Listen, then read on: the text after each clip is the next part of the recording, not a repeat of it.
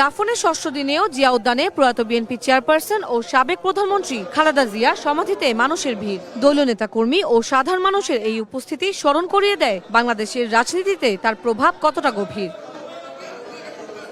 সকাল থেকে সমাধির একপাশে চলে কুরআন খতমের কার্যক্রম। দুহাত তুলে মোনাজাতে অংশ নেন আগতরা। যে বাংলাদেশের ইতিহাসে, আমি তো বলবো বিশ্বের ইতিহাসে, এই ধরনের শোকের সমাগম আর কখনো হয়েছে বলে আমি জানি না। আজকে স্বাধীনতাকে সুরক্ষিত করতে হলে বিএনপি ছাড়া, যেমন দেশনায়ক তারেক রহমান ছাড়া কোনো বিকল্প নাই। এদিন বিএনপির কেন্দ্রীয় নেতারাও আসেন শ্রদ্ধা জানাতে। তারা জানান সব ধরনের চ্যালেঞ্জ মোকাবেলায় প্রস্তুত বিএনপি। নির্বাচন প্রসঙ্গে তারা বলেন, জনগণ ঐক্যবদ্ধ থাকলে আসন্ন জাতীয় নির্বাচনে কোনো বাধাই কাজে আসবে না।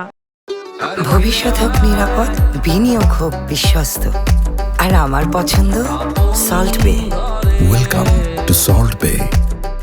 দেশনেত্রী 17-18 বছর ধরে যে লড়াই করেছেন এই দেশের মানুষকে নিয়ে, সেই লড়াইটা মুখ্যত ছিল একটি ভালো নির্বাচনের এবং গণতন্ত্র উত্তরণের জন্য।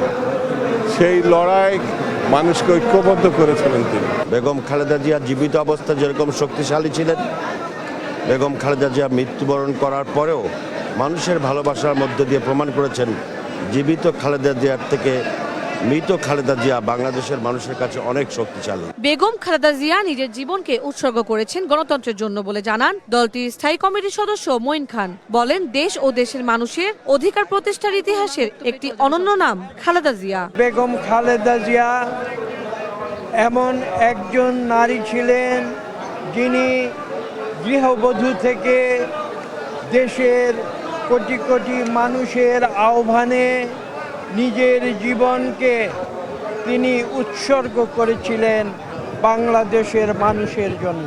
নির্বাচনকে ঘিরে বিভিন্ন স্থানে পরিকল্পিতভাবে বিশৃঙ্খলা সৃষ্টির চেষ্টা চলছে। তবে জনগণ সচেতন ও ঐক্যবদ্ধ থাকলে এসব অপচেষ্টা সফল হবে না বলেও মন্তব্য করেন তারা। তন্দ্রা তারণ্য, দেশ টিভি, ঢাকা।